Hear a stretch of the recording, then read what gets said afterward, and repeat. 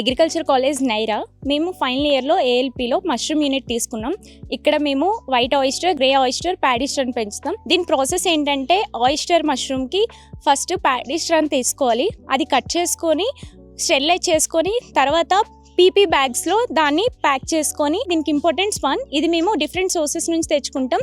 ఒకటి Centurion university, ఇంకోటి బరంపూర్ నుంచి మేము తెప్పించుకున్నాం. స్పాన్ అనేది పీపీ బ్యాగ్స్లో కింద ఫస్ట్ స్టెరిలైజ్ చేసిన గడ్డిని వేసుకొని దానిపైన స్పాన్ 1 లేయర్, పైన మళ్ళీ గడ్డి 1 లేయర్, మళ్ళీ స్పాన్ అలా ఆల్టర్నేట్గా వేసుకొని పైన బ్యాండ్తో కవర్ చేసుకొని వాటిని లేయర్స్గా ఒక్కొక్క దానిపైన ఒకటి పెట్టుకొని క్లోజ్డ్ రూమ్లో వాటన్నిటిని పెట్టుకోవాలి.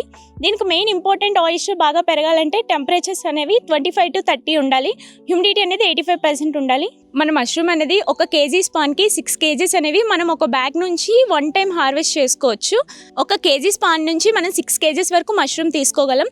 అలానే గ్రే ఆయిస్టర్ కూడా పెంచుకోవచ్చు.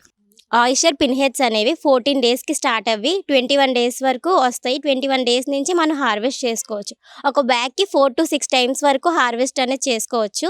వింటర్లో అయితే ఒక 6 times వరకు చేసుకోవచ్చు, సమ్మర్లో అయితే 4 times వరకు due to temperatures fluctuations. And మేము గ్రో చేసే ఇంకో స్పీసీస్ ఆఫ్ మష్రూమ్స్ ఏంటంటే ప్యాడిస్ట్రా మష్రూమ్స్. ఇవి ఎక్స్క్లూజివ్లీ సమ్మర్లో చాలా బాగా వస్తాయి. ఈ ప్యాడిస్ట్రా మష్రూమ్స్ కోసం మేము ప్యాడిస్ట్రాని తీసుకుని బండిల్స్గా చేస్తాం. ఈ బండిల్స్ ఆల్టర్నేట్ లేయర్స్లో అరేంజ్ చేసుకుంటూ పెరిఫెరల్గా స్పాన్ వేస్తాం. ఇవి చాలా ఫాస్ట్ గ్రోయింగ్ మష్రూమ్స్. 9 days వరకు మనం వీటిని డిస్టర్బ్ చేయకుండా డిజైరబుల్ మాయిశ్చర్ కంటెంట్తో పెట్టుకుంటే 9 days తర్వాత నుంచి పిన్ హెడ్స్ అనేవి స్టార్ట్ అవుతాయి. 9 to 14 days వరకు మనం దీన్ని హార్వెస్ట్ చేసుకోవచ్చు.